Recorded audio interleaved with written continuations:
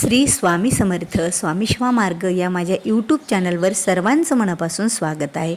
स्वामी भक्तांनो, आपल्या देवघरामध्ये कलश मांडणे खरंच एक शुभ मानलं जातं आणि यामुळे आपल्या घरामध्ये शुभ कार्यसुद्धा संपन्न होतात. कलश घरामध्ये मांडणे म्हणजे आपल्या घराला एक चांगली ऊर्जा त्या कलशापासून मिळत असते.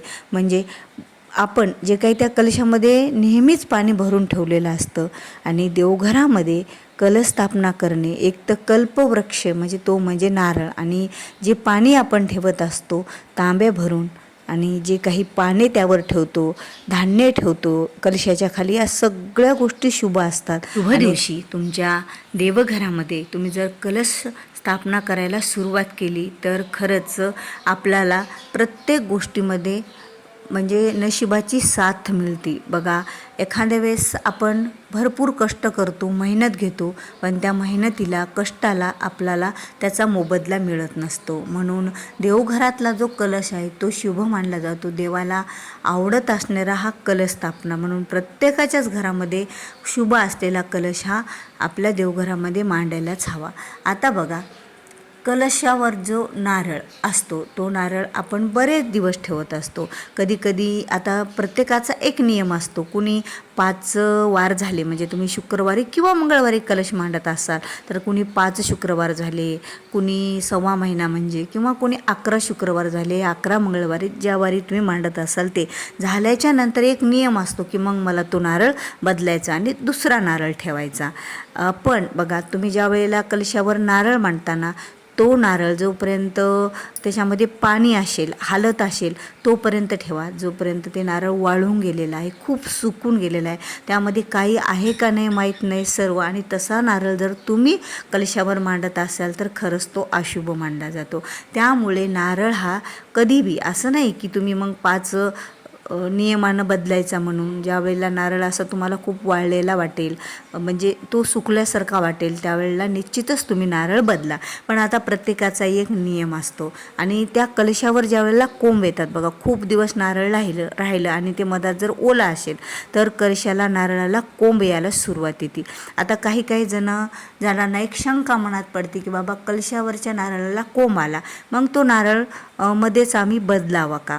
कारण आमचा नियम तर 11 दिवसाच्या नंतर 5 11 म्हणजे तुमचे ते दिवस किंवा जे तुम्ही ठरवलेले वार असतात ते 11 वार किंवा 5 वार, 7 वार, 9 वार आम्हाला तो नारळ काढायचा नाही. मग आम्ही कसं करावं? काही हरकत नाही, तुम्ही तो नारळ तसाच ठेवला तरीही चालेल. पण जर त्याला कोंब फुटायला लागले, त्याच्या मुळ्या वाढायला लागल्या आणि तुमचा जो कलशाचा तांब्या जर लहान असेल तर त्यामध्ये त्या मुळ्या बसणार नाही आहे. त्यामुळे त्यावेळेला तुम्हाला तांब्या बदलावा लागेल. कारण मग तो त्यामध्ये मुळ्या होतात बघा तयार त्या कोंबाच्या, आणि ते नंतर तो कलश पडायची सुद्धा भीती असते आणि कलश पडणे अशुभ मानलं जातं आणि आपल्यासुद्धा मनाला ते पटत नाही. जरी ते कलश मुळ्यामुळे पडला असेल तरी आपल्या मनात एक वेगळ्याच भावना निर्माण होत असतात. त्यामुळे आपण ते मधला तांब्या बदला, किंवा मग तुम्हाला वाटत असेल की नियम वगैरे काय नाही बाबा, एवढा छान कोंब आलेला आहे तर आपण नारळ बदला, तर तुम्ही तिथे नारळ बदलू पण शकता.